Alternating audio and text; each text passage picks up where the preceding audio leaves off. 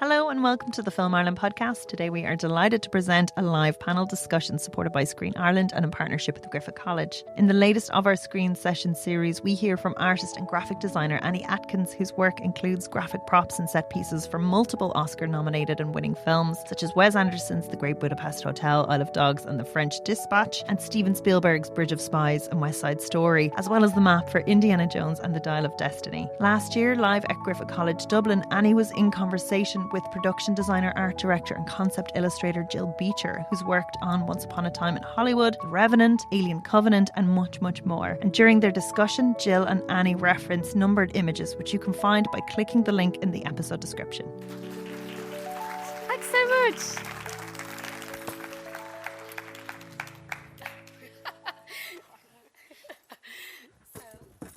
A woman who really needs no introduction, but we'll give her one anyway. Annie is one of the world's leading designers in graphic props who has worked with Wes Anderson, Steven Spielberg and our own Lady Abramson. She is a master craftswoman behind the finest details in the Grand Budapest Hotel, West Side Story and Chicken Run, Dawn of the Nugget. She's part of the Oscar-winning team for Grand Budapest Hotel. And we just wanted to start out the chat by going, actually, could you just put on slide one? Sorry. Just how did you become the Annie Atkins? Like, it almost feels unreachable at this point. So I was just wondering if you could tell us a little bit about this starting point and where you drew inspiration as a kid and what you studied. Yeah, so, I mean, with regards to film, I didn't actually get into film until I was a mature student. Like, I was 27 years old when I came to Dublin to study at UCD, but I had been a graphic designer for years before then. My undergraduate degree was in graphic design, and then I went to work in an advertising agency for years. And my dad was a graphic designer, my mum was an illustrator, so like I had always wanted to be a graphic designer.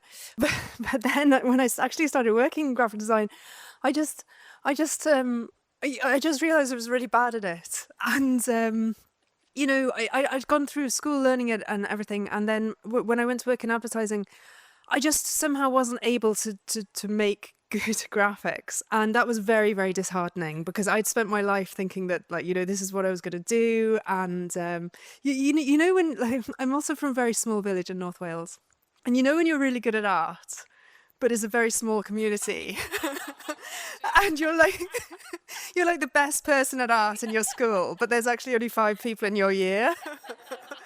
And then you go on to London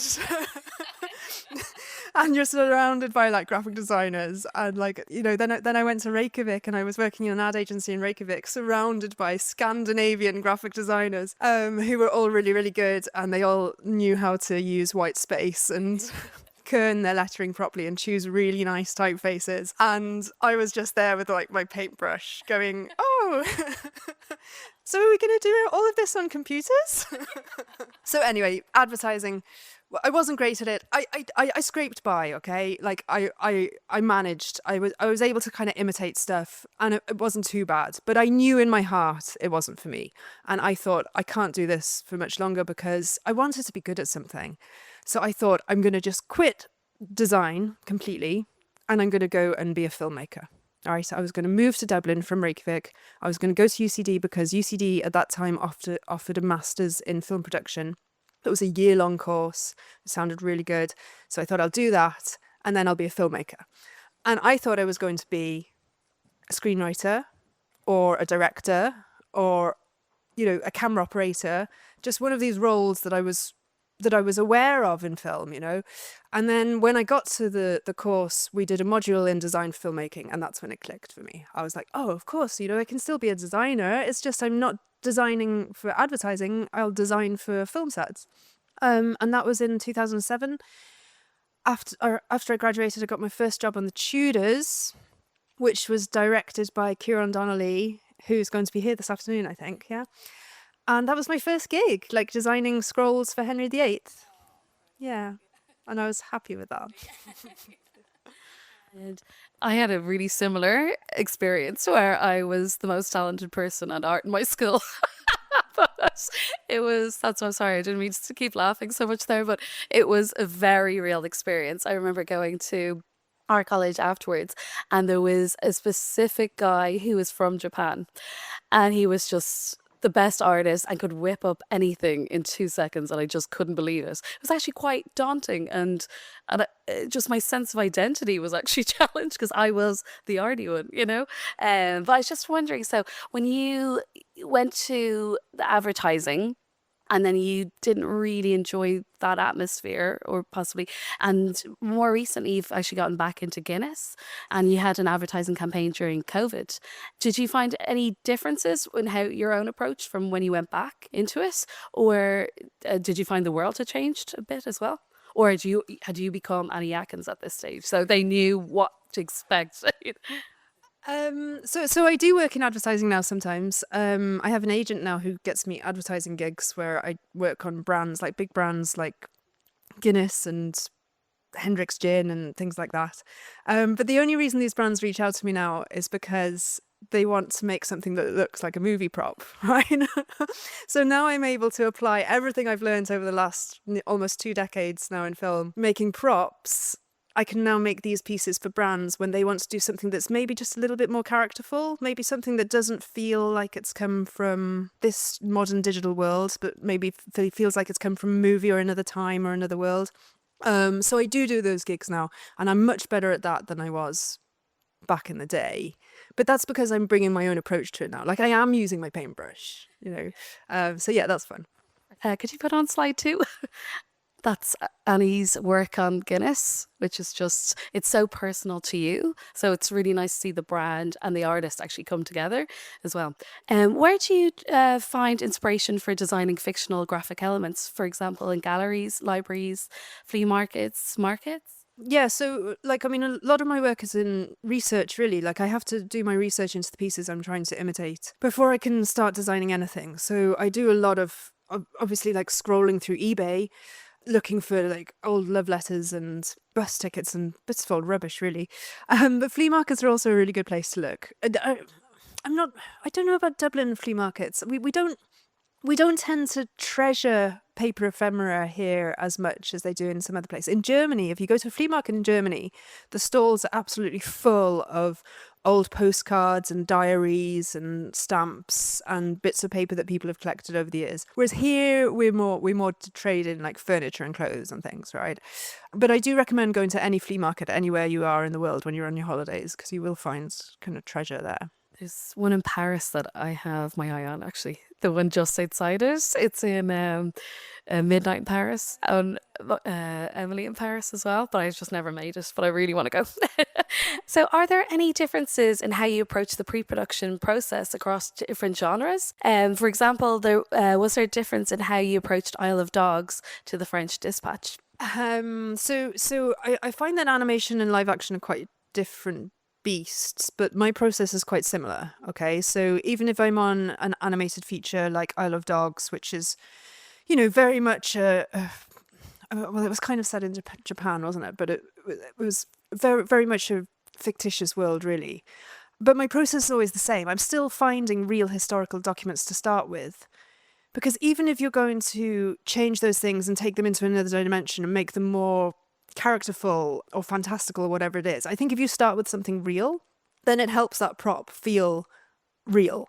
Whereas if you just start from a place of imagination, it's not really rooted or grounded in anything. So it's very hard to then make that piece feel realistic. And I use the term realistic very loosely, okay? So like realism in filmmaking, I maybe a better word is authentic, okay? We're not sticklers for realism when we're telling a story, but we are sticklers for authenticity, if that makes sense. And are there any key differences in working in the animation department to working in live action? And could you just put on the next slide? So that was the from Isle of Dogs, and then to the next slide as well.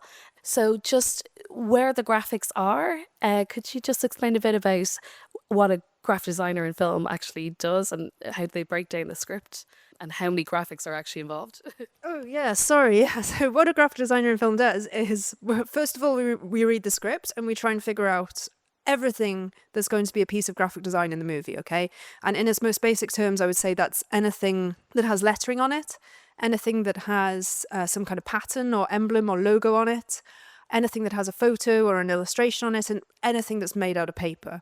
So this could be antique newspapers, little secret notes that are passed between the characters. It could be a label for a bottle of poison.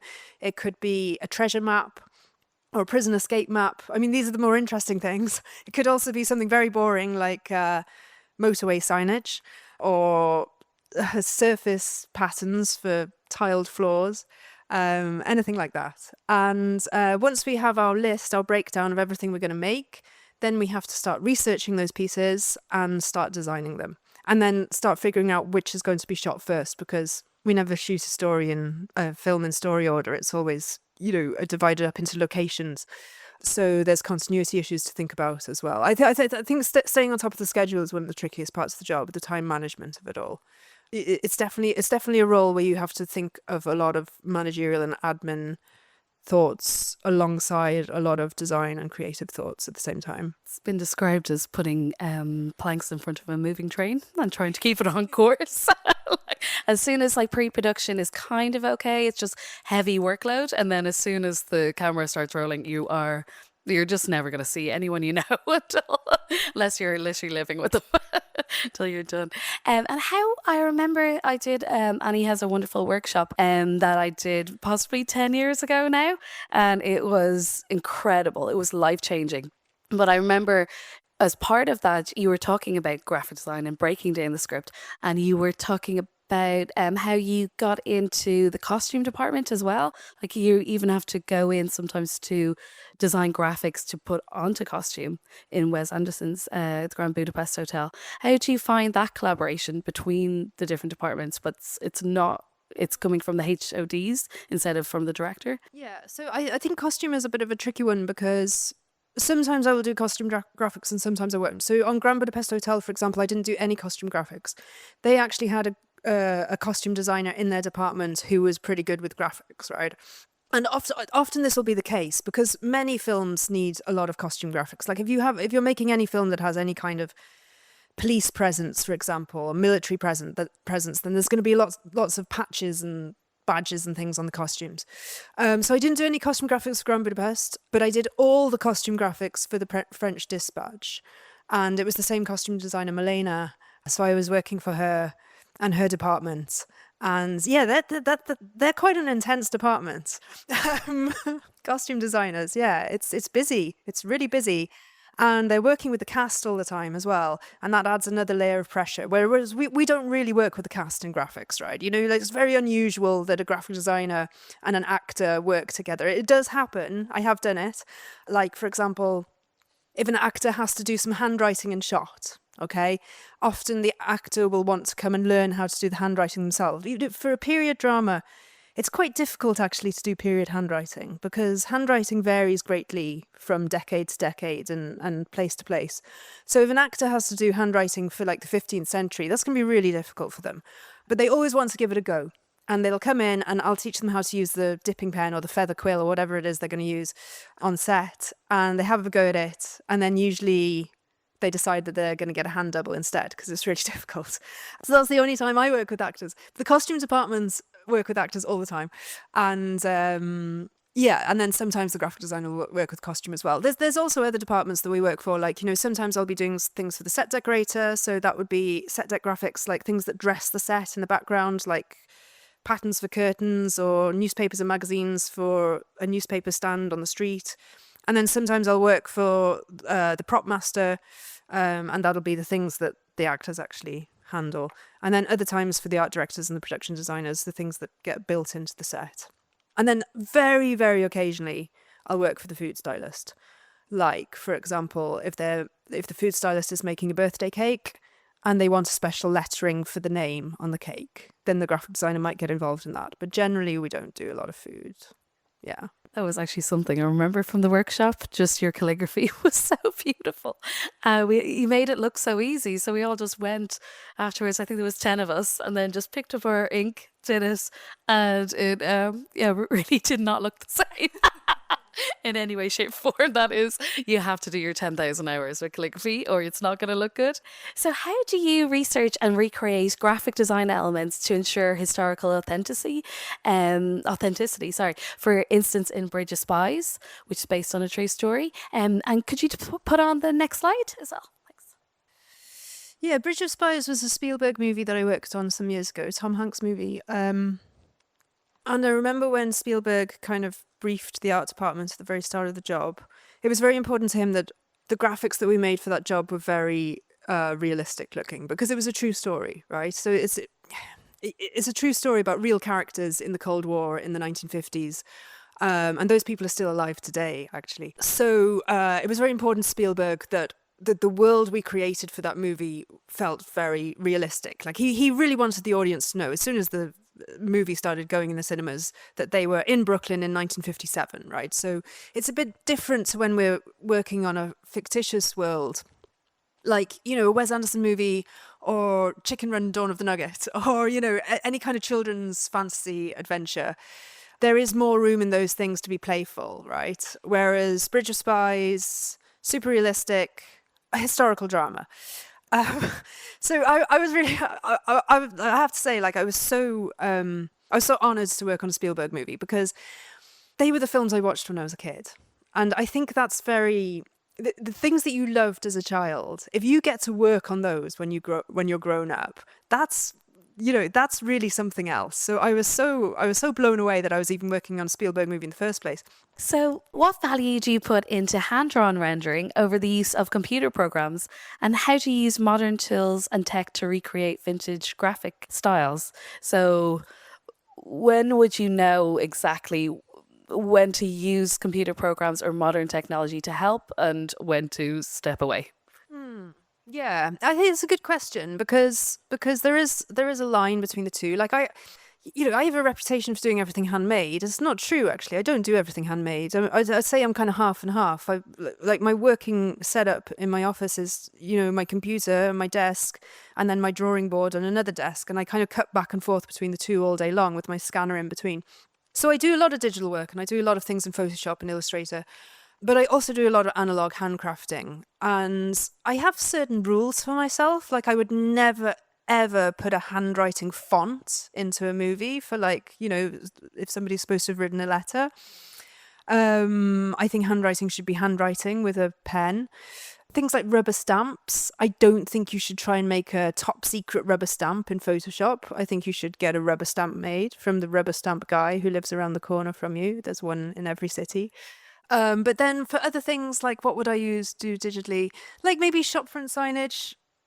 Like, for example, so for this example, see that stained glass sign? So that would have been drawn by hand. I drew that by hand because that was for the late 1800s. The glazier who made that sign, they would have designed a sign by hand as well.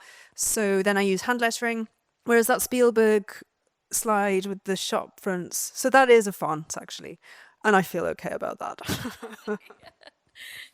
And then this is the question that everyone is dreading. It could either be a 20-minute answer or just a 2-word one. What are your thoughts on Gen AI, and how do you feel that artistic integrity is threatened by AI? Yeah, I have been asked about AI a few times, and I don't feel like I've really got a satisfactory answer. I can tell you how I feel about AI, but I don't think I can give you, like, an educated answer about AI, if that's okay. I feel grumpy about it, is how I feel. I do understand how it can be a useful tool. And I'm sure it will become a useful tool to me in the same way that Photoshop is a useful tool to me now. It'll be fine.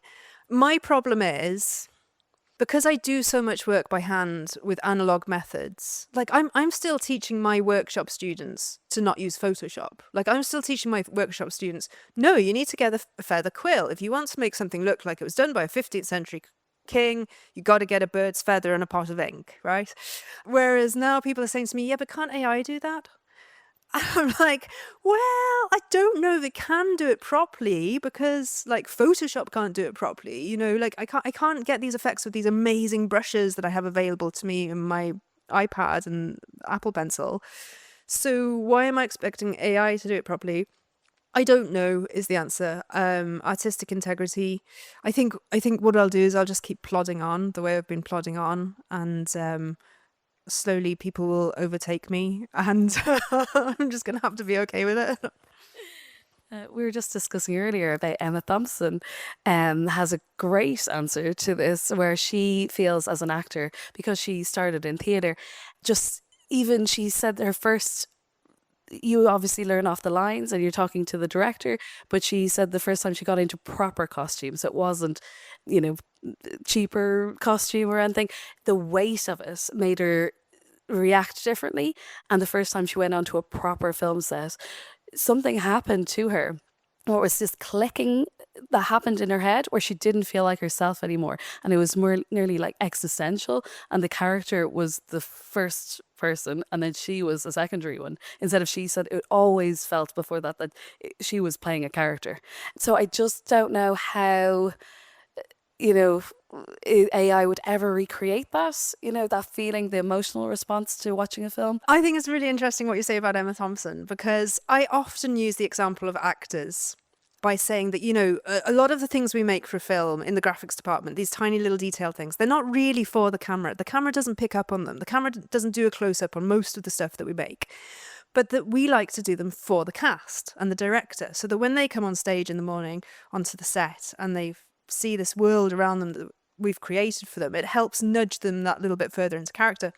However, I don't have any quotes to back this up. You know, an actor has never said this to me.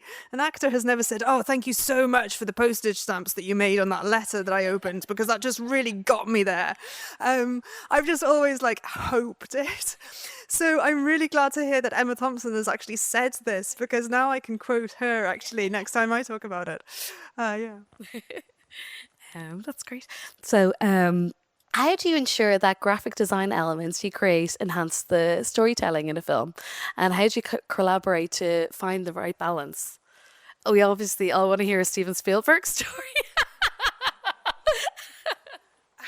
Are you thinking of a particular Spielberg story? Well, no. Okay.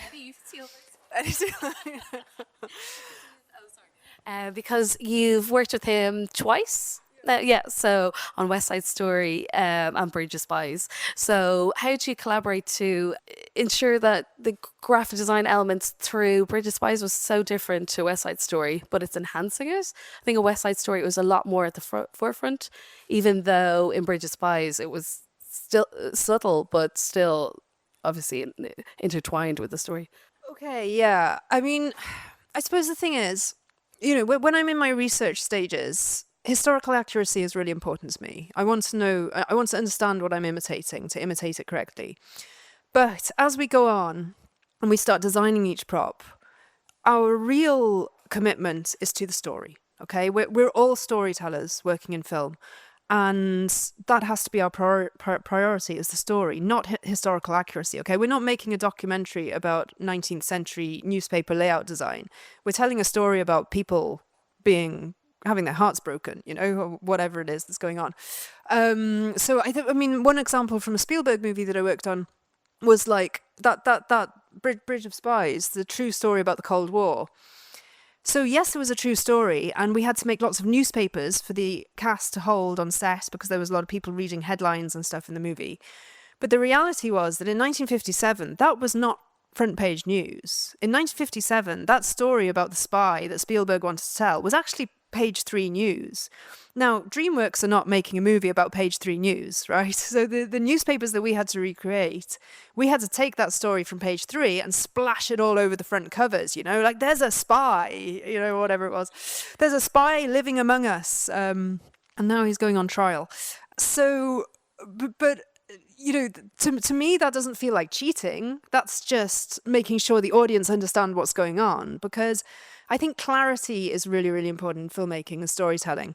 Like, you can have the most imaginative, creative looking sets, but if the audience don't really understand the drama, then you failed, right? Everything has to be clear. And sometimes those cheats we do when we kind of sidestep historical accuracy, or, you know, twist it a little bit or whatever. It's just to help the audience understand, really. And what was the most challenging prop you've ever had to create? And do you have a favourite prop? I don't think a specific prop maybe, but my favorite challenge is probably also like the most difficult one as well. I think probably street scenes are the most difficult thing that I do in the graphics department, because if you're reading a script and there's two people walking down a street and it's like 1930s England or whatever, that's going to take a lot of work to make a street scene. And quite often things that you wouldn't really expect to have to make, like, of course, like shopfront signage and street names, all kinds of signage, posters for shop windows, price tags for shop windows, just in case the actor's walking past and the camera gets a close-up behind it, door numbers. Street scenes are just absolutely chock-a-block full of graphics. And also office scenes. Office scenes are really a lot of work for the graphics department because they're full of paperwork, like piles and piles of boring legal documents sitting on somebody's desk, and it all has to be right for the character and the genre. I remember actually after I finished Bridge of Spies, the following year I was pregnant with my first baby, and I got a call from Spielberg's production designer saying, we're starting a new one, do you want to work on it? And I said, yeah, of course, like, I mean, I've got 9 months. But yeah, I was really desperately wanted to do another Spielberg movie. I was so happy to be asked. And they sent me the script. And the whole movie was set in a newsroom. And I was reading, every page was just like more and more graphic documents that needed to be made. And because it was a newsroom, the story order was the newsroom would have to change every day. You couldn't have the same things up on the wall throughout the movie. You'd have to create more and more graphics. I just had to say no.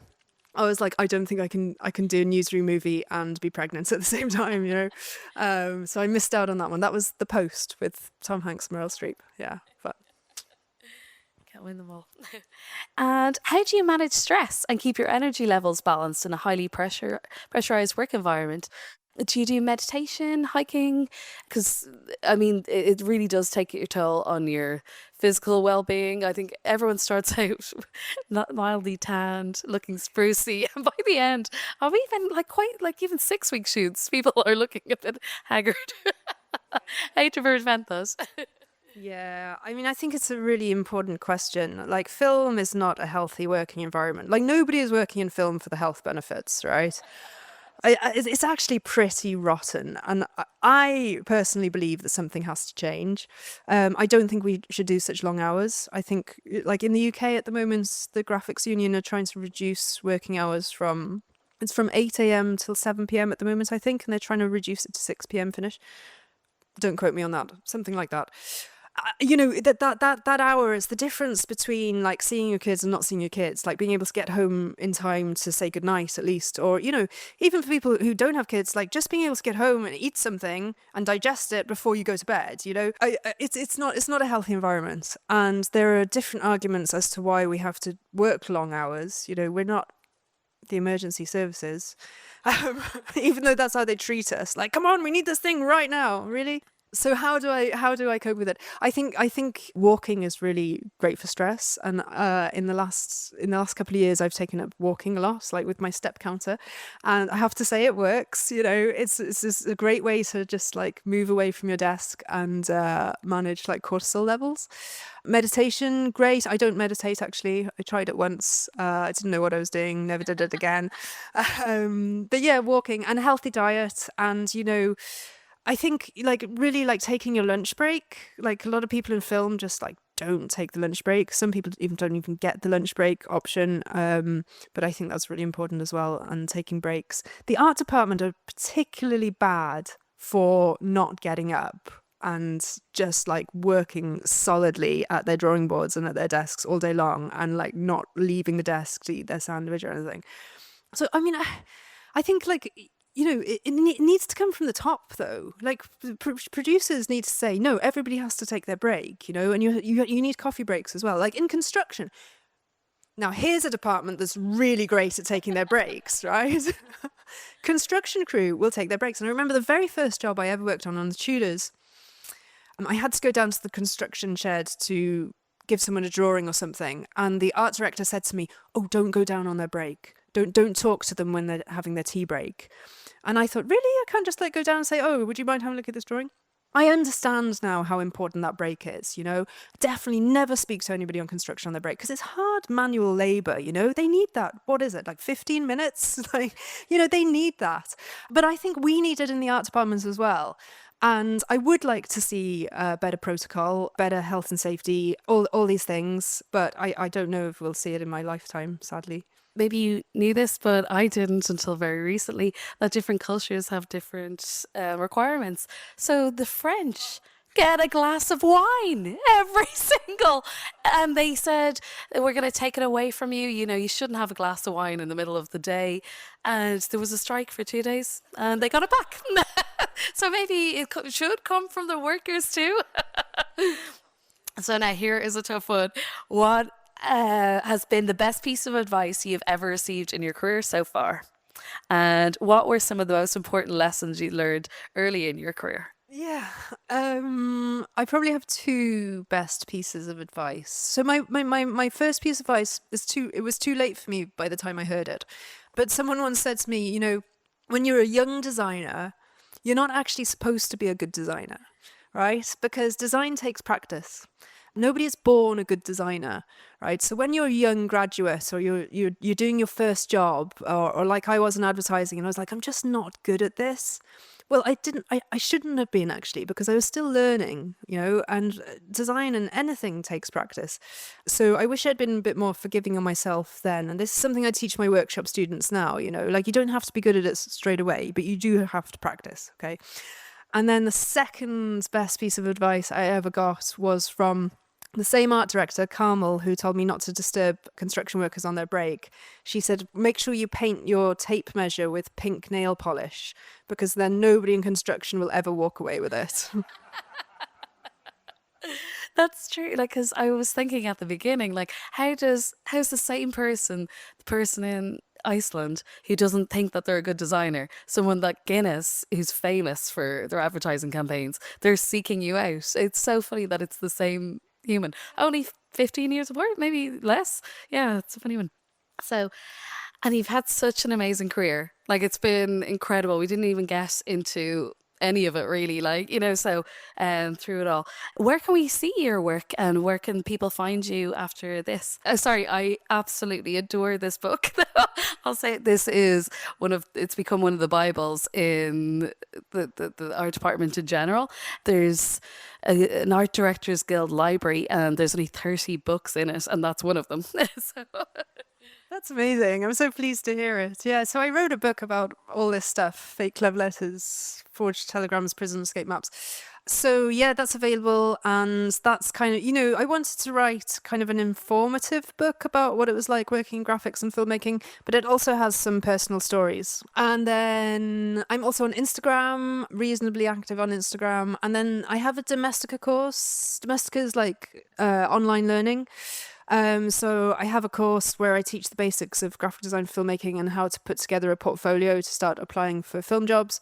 And then I also run that course in person here in Dublin, roughly about once a month. And I take 8 students per workshop for that. So Jill was actually in my very first workshop ever here in Dublin, which I think was over 10 years ago now, actually. Yeah. And she is my star student.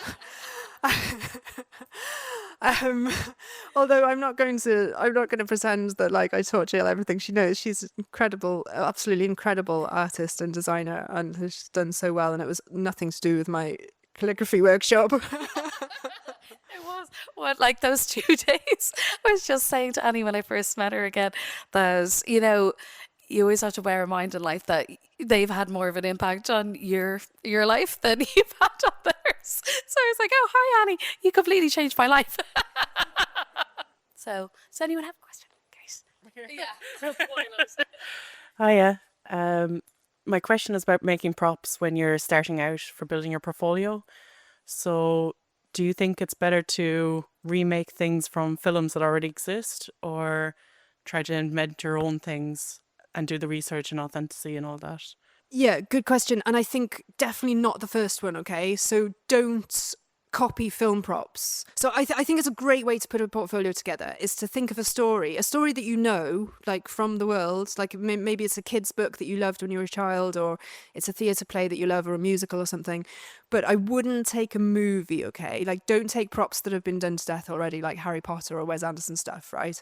And then you design props for that story. So say, like, I don't know, like The Secret Garden or something. Read the book and then figure out what props you could make for it. Like, you know, I don't know, packet of seeds for the flower garden or something. But definitely don't bother trying to remake props from a movie, because what you don't want to do is go into like an interview with, say, the Harry Potter designers and say, here, I improved that for you, you know? Yeah. Hi, yeah, I just wanted to know actually for research in particular, because I know in college we're told to like avoid Wikipedia at all costs if possible. But where would you kind of look for research, especially in, you know, your more like period pieces and things like that? Sorry, I didn't know we were supposed to avoid Wikipedia. Damn. My first point of call. No, listen, I mean, I do, the first thing I do for any prop is I look it up on the internet, okay? Like, I do use Google, I do use Wikipedia. There are some things I just don't know what the hell they are, you know, and I just have to do a quick Google and find out, you know, roughly what it is, you know? But then, yeah, then I think it is important to start looking into things in more detail. So I find eBay really great for hand props, because you can actually buy things on eBay that are very, very useful when you're making graphic props. Like, I don't know, like you can buy like money from other centuries and other countries. You can buy someone's old love letter. You can buy like old magazines and postcards, and you can buy them for not very much money, because it is just old rubbish, really. So I always say, like, if you want to start a graphic props reference collection, a really nice thing to start with is a telegram, because directors love telegrams. They're such an antiquated form of communication. So if you're working on any movie that's kind of set pre-1960s, there's probably going to be a telegram in it at some point. And they're just really nice little pieces. And they probably only cost like, I don't know, €10 or something at the most to buy. And then, yeah, museums and archives. And, you know, it depends on the show you're working on. When we were working on Vikings, we spent a lot of time in the National Museum here. When I was working on a show about the Titanic, I flew to Glasgow University Archive because they had loads of old ship drawings there. So yeah, just find the museums that are relevant to your project. Okay. You're talking about Emma Thompson, the necklace that she finds that Alan Rickman isn't going to give to her for Christmas. I'm just curious about your thoughts on the dramatic weight of objects from a more philosophical perspective, maybe. Does that make sense as a question? Yes. So the props that are central to the storytelling we would call hero props. Which when I was writing my book and I told my editor this, she started laughing because she thought it sounded so funny, like a hero prop. But yeah, we call them heroes, and it just means that they're going to get a close-up and they're going to have to pass the scrutiny of the audience. So they have to be extra good. But honestly, like if you're working on a big budget movie, everything you put into the set has to be of a certain standard, because you don't know where the director's going to go with the camera once they're on set. And yeah, I mean, I would still try to make sure that everything was pretty much camera ready, you know, even if it's not going to be a hero.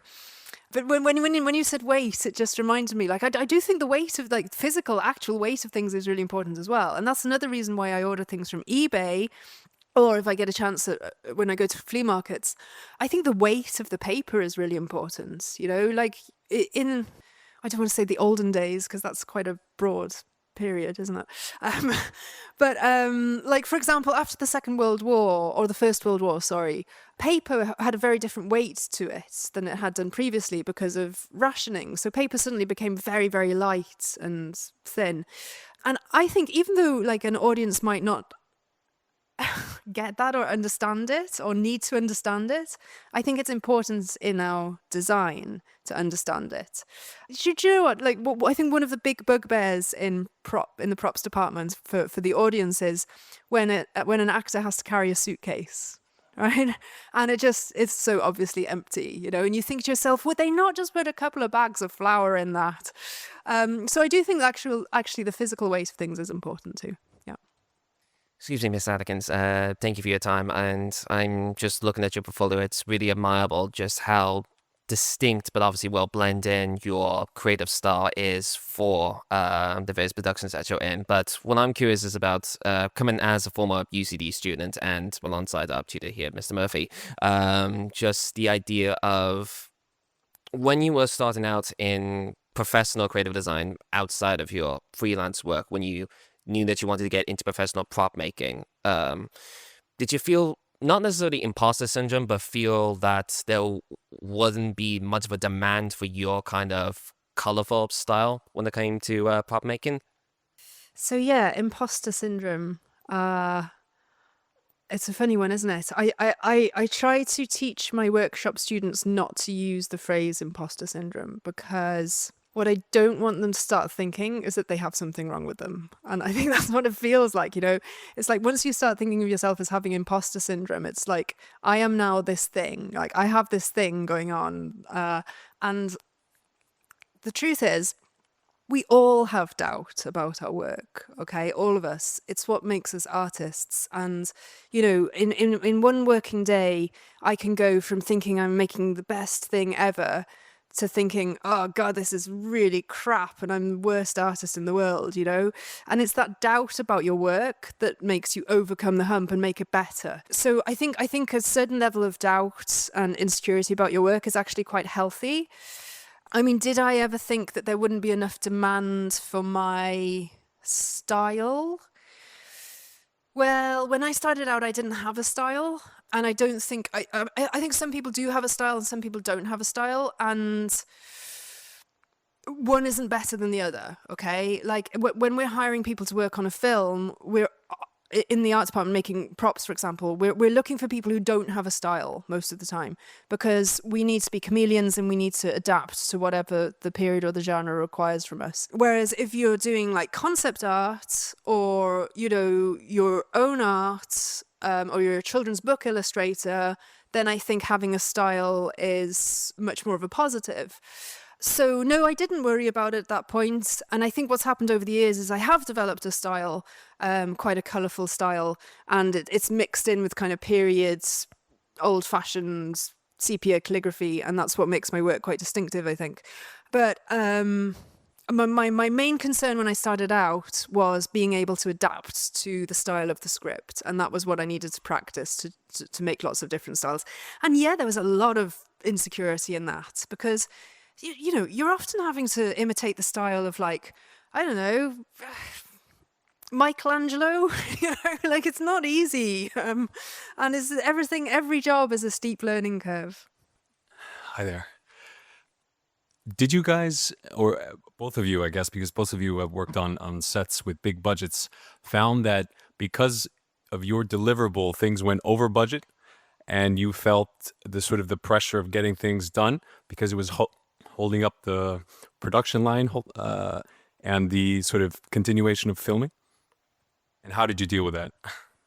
I generally don't worry about budgets, to be honest. Like, I just feel like, it's just graphic design, it's not like we're doing helicopter shots or animal handling or, any of these other things that filmmakers want to use.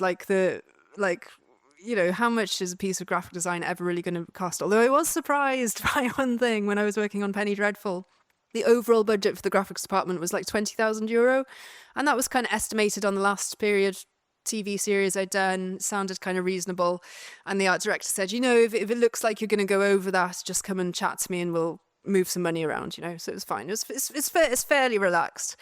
But then I had to do a marble floor for a palace, like a fake marble floor. And the price of the marble floor for all the printing and all the fitting and all the wrapping it around MDF and laying the floor and doing whatever else needs to be done to it was €40,000. So that was quite above the initial budget that had been allocated to us. But again, I wasn't worried. I just went to the art direction and said, look, that floor is going to cost you 40 grand if you want to do it with us. Or, you could hire a painter and they do it for much cheaper for you. But it's their call at the end of the day. Hiya. I loved the story about Grand Budapest Hotel, where you had to put the lettering closer to mimic real life mistakes. Do you know what I mean with the metal lettering? The way if it falls off. So I was wondering if you have any other examples of something where you had to on purpose change it to make it look more real. Okay, yeah. So what she's referring to is just the lettering on top of the hotel in Grand Budapest Hotel. You know, it's supposed to look like there's too much wonky space between the letters because we're trying to imitate human error, right? Because what we don't want to do in the art department is have everything look like it was made in an art department a week ago. You know, this is supposed to look like it's come from this very tactile, chaotic, messy world around us. So yeah, we'll often make things look a bit more naive, you know, make things that look like they're not made by artists, but they're made by the layperson. And that's a bit of a tricky tightrope walk that I really enjoy doing. So, I mean, other examples, I mean, I can't think of an example off the top of my head, but one thing I will say is no spelling mistakes, right? Because if you purposely put a spelling mistake in something, like nobody forgives a spelling mistake ever. Yeah. So a bit of wonky lettering, fine, but no spelling mistakes.